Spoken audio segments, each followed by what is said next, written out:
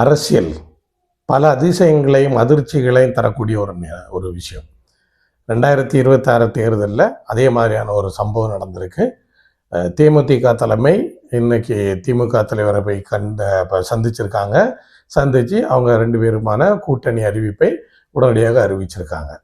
இது யாரும் எதிர்பார்க்காதது. அதே நேரத்தில் தொண்டர்கள் நிறைய பேர் அதை எதிர்பார்த்துருந்தாங்க. ஏன்னா திமுக கூட்டணியை இன்னும் வலு சேர்க்கும் விதமாக தேமுதிக கூட்டணி உள்ளே வரணும் அப்படிங்கிறத எதிர்பார்த்துருந்தவங்க நிறைய பேர் இருக்காங்க. அவங்களுக்கெல்லாம் இது ஒரு சிறப்பான சந்தோஷமான செய்தியாகவே இருக்குது.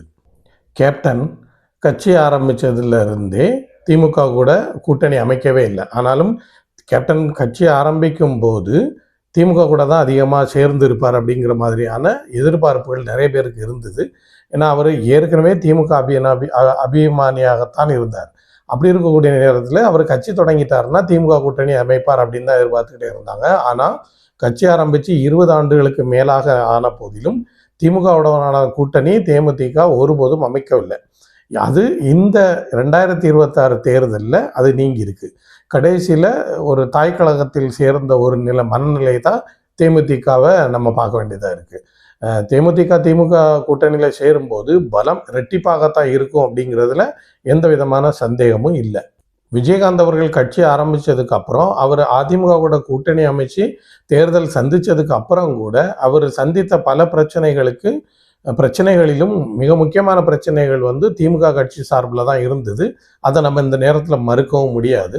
அவருடைய கல்யாண மண்டபத்தை இடிக்கக்கூடிய விஷயமாகட்டும், வடிவேல் அவர்களை வச்சு தேமுதிக தலைவர் விஜயகாந்த் அவர்களை மிக தரைக்குறைவாக மேடைகளில் பேசுனதாகட்டும், எல்லாமே நடந்த போதிலும் அரசியலுங்கிறது அதுதான் ஒரு அதிசயம் நடக்கக்கூடிய விஷயம்னு சொல்கிறதுனால தேமுதிக மீண்டும் திமுகவிலே ஐக்கியமாயிட்டாங்க.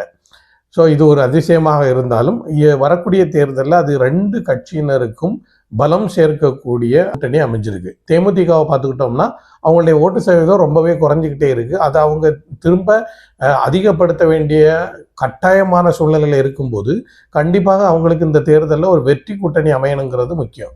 அந்த வகையில் ஏறக்குறைய வெற்றி கூட்டணியாக தீர்மானிக்கப்பட்டிருக்கக்கூடிய திமுக கூட்டணியில் தங்களை இணைத்து கொள்ளக்கூடிய நேரத்தில் அவங்களுக்கும் ஓட்டு சதவீதமோ இல்லைன்னா சீட்டுகளோ கிடைக்கக்கூடிய வாய்ப்பு அதிகமாக இருக்குன்ற நம்பிக்கை தேமுதிகவுக்கு கண்டிப்பாக வந்திருக்கு. அதனாலே அவங்க திமுக கூட்டணிக்கு வந்திருக்காங்க. மேற்கொண்டு அவங்களுக்கு ஒரு 10 சீட்டும் ஒரு ராஜ்யசபா சீட்டும் கிடைக்கும். அதில் தன்னுடைய மகனை அதை ராஜ்யசபாவுக்கு மக்களவைக்கு அனுப்பிவிடலாம் அப்படிங்கிற பிரேமலதாவுடைய கனவும் இதன் மூலமாக நிறைவேறும் அப்படிங்கிறது தான் அவங்களுடைய எதிர்பார்ப்பு. திமுகவுக்கும் கண்டிப்பாக காங்கிரஸ் நடத்தி கொண்டிருக்கக்கூடிய ஒரு சின்ன நாடகத்தில் இருந்து அவங்களுக்கும் ஒரு பதிலடி கொடுத்த மாதிரி தேமுதிக உள்ள கொண்டு வந்திருக்காங்க. இப்போ காங்கிரஸும் உள்ள வந்துருச்சுன்னா திமுக பலம் பொருந்திய கூட்டணியாக 2026 தேர்தலை சந்திக்கிறதுக்கு தயாராக இருப்பாங்க. அது என்டிஏ கூட்டணிக்கு ஒரு பெரிய தலைவலியாக இருக்கும். அதே நேரத்தில் தாவேகாவுக்கும், காங்கிரஸ் இங்கே வந்துட்டால் தாவேகாவுக்கும் அது ஒரு பெரிய நெருக்கடிக்கு வரக்கூடிய நிலைமையை தான் உருவாக்கும். எனவே 2026 தேர்தல் அப்படிங்கிறது திமுக மீண்டும் பலத்தை பெற்று ரொம்ப சக்தியாக இருக்காங்க. பார்க்கலாம் தேர்தல் எப்படி அமையும் அப்படிங்கிறத.